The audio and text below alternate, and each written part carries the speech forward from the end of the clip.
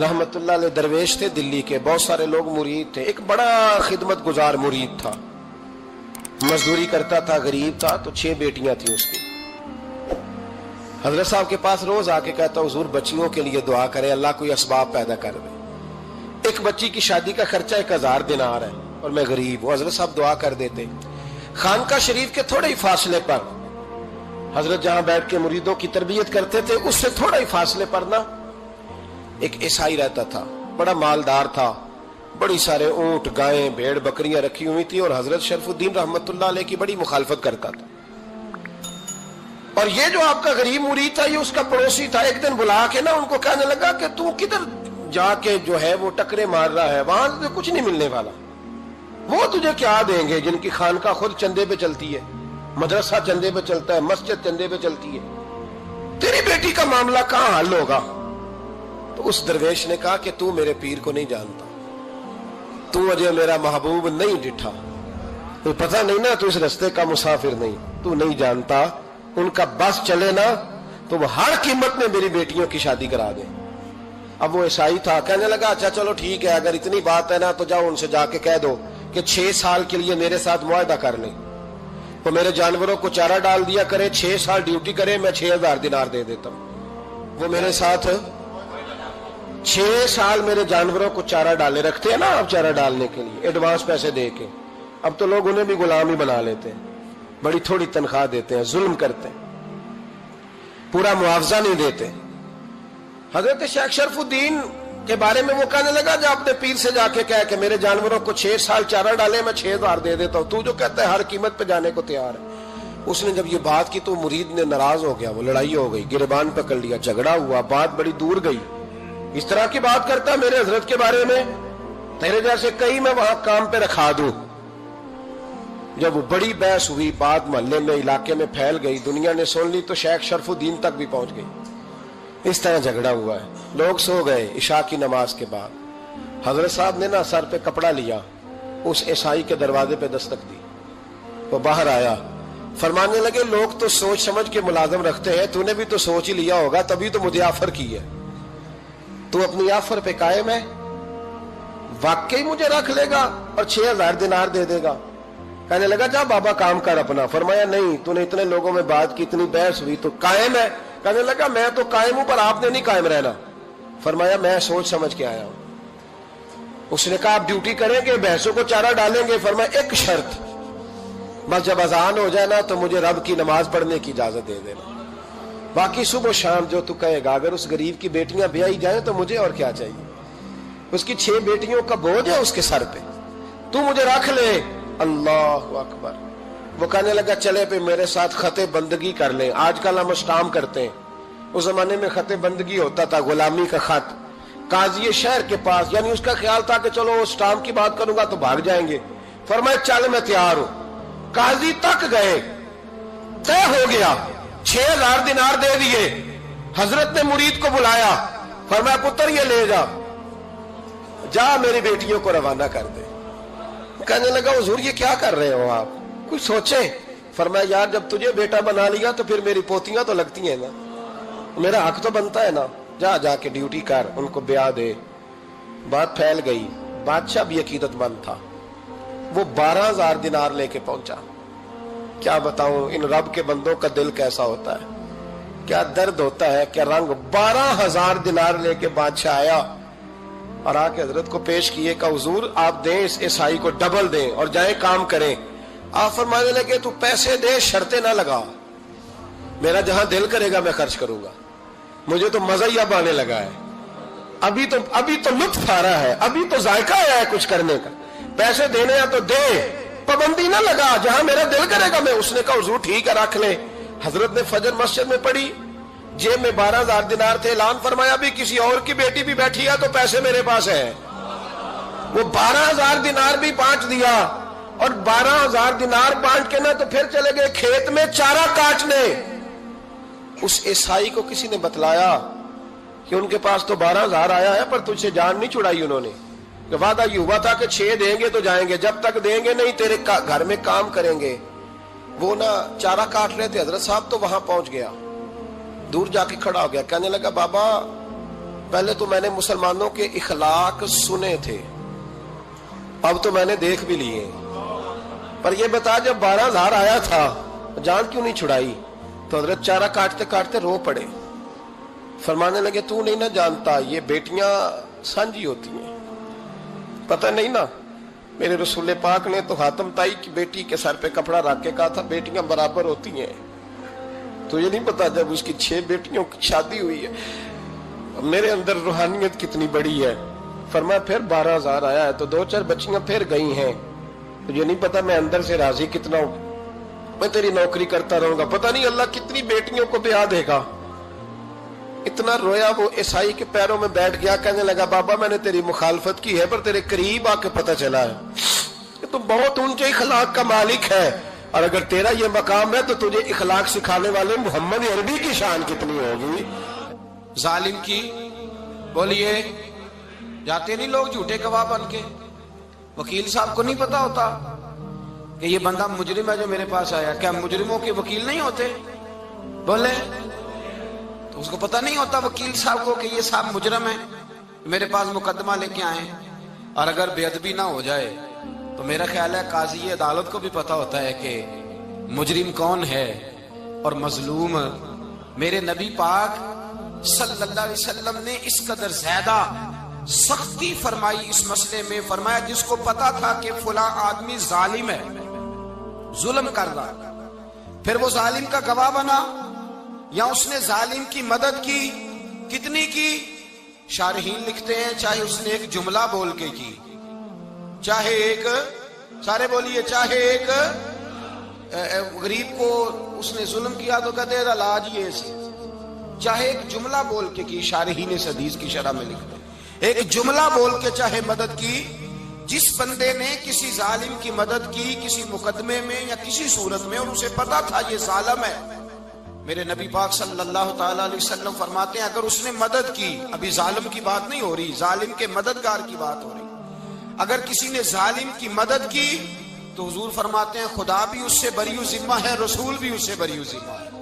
سنبھال کے رکھے اپنی نمازیں، قربانیاں، حج، زکوٰۃ سنبھال کے رکھے۔ اگر ظالموں کا مددگار ہے، الیکشن آ لینے دے، آپ کو نظر آ جائے گا کون کون ظالموں کا مددگار ہے، نظر آ جائے گا۔ اپنی جیب سے لوگ پیسے دے کے ظالموں کی مدد کریں گے، ان کے فلیکس چھپوائیں گے، بورڈ لگوائیں گے، جیبوں سے پیسے دے کے۔ ہم نے خود آگ لگائی ہے چمن میں اپنے، بے سبب گردش ایام کو الزام نہ دو، ہم نے خود نور کا ظلمت سے کیا ہے سودا، کر کے توہین سحر شام کو الزام نہ دو۔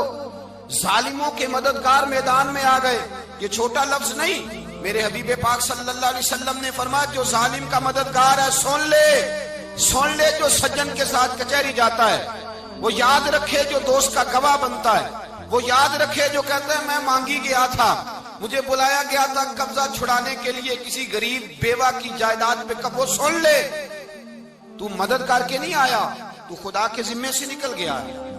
رسول پاک نے فرمایا تیرا میرا تعلق ختم ہو گیا، تو ظالم کا مددگار ہو گیا، پھر تو کہتا میں بے چین ہوں، میں بے قرار ہوں، میں آزمائش کا شکار ہوں، پلٹ کے دیکھ تو صحیح تیرا گناہ کتنا بڑا ہے۔ میرے نبی پاک صلی اللہ علیہ وسلم کا ایک اور فرمان سن لیں، ابن ماجہ ابو داؤد میں موجود ہے، اس حدیث کو آپ نے یاد کر لینا ہے، کر لیں گے انشاءاللہ، سارے کہیے انشاءاللہ کر لیں گے یاد۔ حضور صلی اللہ علیہ وسلم نے فرمایا اگر تو ظالم کی مدد کرے گا نا، یہ لفظ دل کی تختی پہ لکھ لینا، یہ مکافات عمل ہے، مکافات عمل دنیا، ادھر کرو گے تو ادھر بھرو گے۔ فرمایا اگر تو کسی ظالم کی مدد کرے گا، سن لے حضور کا فرمان ہے، اگر تو ابن ماجہ ابو داؤد سیاہ میں موجود ہے، فرمایا اگر تو کسی ظالم کی مدد کرے گا تو رب تعالیٰ مرنے سے پہلے پہلے تیرے اوپر بھی ظالم کو مسلط کر دے گا، تیرے اوپر بھی ایک دفعہ ظلم ضرور ہوگا اگر تو ظالم کی، وہ کسی صورت میں بھی ہو سکتا ہے، کسی صورت میں تیرا بیٹا ہی اٹھ کے ظلم کر دے گا، تو الجھ جائے گا، کسی نہ کسی جگہ تیرے لیے تباہی کا سامان ہوگا، تیرے اوپر ظلم ہوگا، اس لیے کہ تو ظالموں کا مددگار ہے۔ چاہیے یہ تھا کہ تو مظلوم کی مدد کرتا، انسانی ایمانی یقین کا فریضہ سر انجام دیتا، تو ظالموں کا مددگار ہو گیا۔ ٹٹول کے دیکھ لیں، رزلٹ نکال کے دیکھ لیں، ہمارے زمانے میں ظالموں کے مددگار زیادہ ہیں، اتنی لمبی زبانیں نکال کے ظالموں کی مدد کرتے ہیں، بڑے بڑے کالم نویس اللہ نے انہیں قدرت دی لکھنے کی، تو اپنا قلم ظالموں کی مدد میں خرچ کرتے ہیں۔ وہ لوگ جن کو اللہ تبارک و تعالیٰ نے قدرت دی، ہمت دی، طاقت دی، کچھ لوگ ان کے حلقہ احباب میں، وہ اپنے لوگوں کو استعمال کر کے ظالموں کی مدد کرتے ہیں، ظالموں کی مدد کرتے ہیں۔ میرے نبی کریم سید عالم نور مجسم صلی اللہ علیہ وسلم نے فرمایا، اگر تو نے ظالم کی مدد کی تو جب تک تو توبہ نہیں کرے گا رب تجھ سے ناراض ہی رہے گا۔ اللہ تجھ سے، او بھائی جس سے رب بھی ناراض ہو گیا، نہ کھانا نہ پینا نہ سونا نہ جاگنا نہ نیند، پھر تیری ہر چیز تیرے لیے آزمائش ہو جائے گی، پھر تیرا سایہ بھی تیرے لیے خوف کا سامان بنے گا، پھر زندگی جیتی جاگتی لاش بن جائے گی، تو اپنے کندھوں پر اپنی میت اٹھائے پھرے گا جب تو ظالم کا مددگار ہوگا۔ اور نبی پاک صلی اللہ علیہ وسلم نے فرمایا ظالموں کا مددگار بھی ظالم ہوتا ہے، ظالموں کا مددگار بھی، سارے بولے ظالموں کا مددگار بھی نہیں، کو نہیں، آپ سارے نہیں بولے، ایک دفعہ بولے ظالموں کا مددگار بھی، پکی بات ہے، ظالموں کا مددگار بھی۔ اللہ اکبر، جس کا یارانہ ہو، جس کا دوستانہ ہو، جو کہے میں نے نا اس کو اوکھے ویلے کے لیے ظالم کو یاد رکھا ہوا ہے۔ کبھی مشکل میں رکھے نہیں ہوئے لوگوں نے ظالم دوست، کہتے میں نے رکھے ہوئے ہیں، بلکہ ہمارے دیہات میں تو کہتے ہیں میں نے بازو بنائے ہوئے ہیں۔ کس کو بازو بنا لیا؟ ظالم بھی کبھی بازو ہوتا ہے، جو ظلم کی تلوار لیے میدان میں کھڑا ہے۔ قارون، حامان، فرعون، نمرود کا حال نہیں لوگوں نے دیکھا؟ اپنے زمانے میں آپ نے کتنے لوگ نہیں دیکھے جن کے سائے سے، آواز سے لوگ کانپتے تھے؟ پھر پولیس کی گاڑیوں میں وہ اس طرح مردہ پڑے کہ دنیا نے تماشا دیکھا ان کا۔ یہ رنگ ہم نے دیکھے نہیں اپنے آنکھوں سے۔ فرمایا ظالم کا مددگار بھی، جو کار میں بٹھا کے لے کے گیا وہ بھی ظالم، جس نے چائے پلائی وہ بھی، جس شخص نے کھانا کھلایا وہ بھی، جو کچہری تک ساتھ گیا وہ بھی، جس نے فلیکس کے نیچے، بڑے شرابی کے نیچے چھوٹی اپنی فوٹو لگائی وہ بھی، جو ووٹ کی پرچی ڈالنے گیا وہ بھی۔ کہہ دینا باہر نکل کے کہ حضرت صاحب نے سیاسی تقریر کی ہے، کہہ دینا، پر بات تو سچی ہے نا۔ خو کرے ہم تو سے تھوڑا سا گلا بھی سن لے، خو کرے ہم تو سے تھوڑا سا بھی گلا۔ امام مالک کے پاس ایک بندہ آیا، اس نے کہا حضور میں درزی ہوں، ایک ظالم بادشاہ مجھ سے کپڑے سلواتا ہے، میں تو ظالموں کا مددگار نہیں نا۔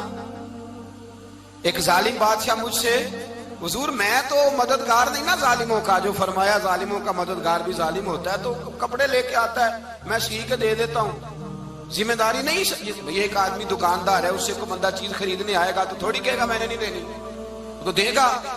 کوئی بندہ اگر کسی شخص سے کوئی کام کہتا ہے جو اس کی فیلڈ ہے، اس کا شعبہ ہے، اس کا معاش کا وہ سلسلہ ہے، کہتے ہیں یا رسول اللہ صلی اللہ علیہ وسلم ظالموں کا مددگار بھی ظالم، حضور نے فرما دیا۔ تو امام مالک سے بندے نے مسئلہ پوچھا، دل کی تختی پہ لکھنے والی باتیں ہیں، کہا حضور میں درزی ہوں، ظالم کپڑے سلواتے ہیں، میں تو مددگار نہیں نا۔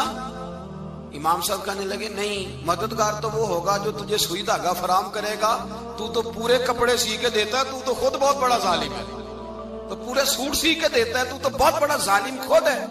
مددگار تو وہ ہوگا جو تجھے دھاگا دے گا، جو تجھے بٹن دے گا، جو تجھے نلکی دے گا۔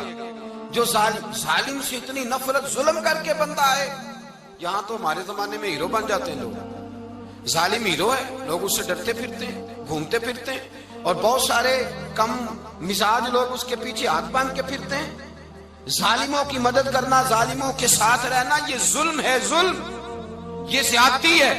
میرے نبی پاک صلی اللہ تعالی علیہ وآلہ وسلم نے ارشاد فرمایا، یاد رکھو رب فرماتا ہے میں مظلوم کی مدد ضرور کروں گا، چاہے جلدی کروں چاہے دیر سے کروں، میں مظلوم کی مدد۔ اور حضور صلی اللہ علیہ وسلم نے فرمایا ہے، حضرت معاذ بن جبل کہتے ہیں حضور نے مجھے یمن کا گورنر بنایا، جب میں جانے لگا نا تو حضور نے بڑی نصیحتیں کی، بخاری میں موجود ہے، فرماتے ہیں جب میں پلٹنے لگا تو میرے رسول نے فرمایا معاذ ایک منٹ ٹھہر جا، ایک بات میری یاد رکھنا، اس کو نہ بھولنا۔ کہا حضور کیا؟ فرمایا دیکھنا کسی پہ ظلم نہ کر بیٹھنا، کہیں تجھ سے زیادتی نہ ہو جائے۔ محبوبہ پھر حضور نے فرمایا سن میرے معاذ، میں تجھے گورنر بنا رہا ہوں، زیادتی نہ کر بیٹھنا۔ یا رسول اللہ صلی اللہ علیہ وسلم کیا ہوتا ہے؟ تو میرے کریم نے فرمایا جب مظلوم دعا کے لیے ہاتھ اٹھاتا ہے تو عرش کا مالک کہتا ہے فرشتوں پیچھے ہٹ جاؤ، عرش کا مالک کہتا ہے فرشتوں پیچھے ہٹ جاؤ۔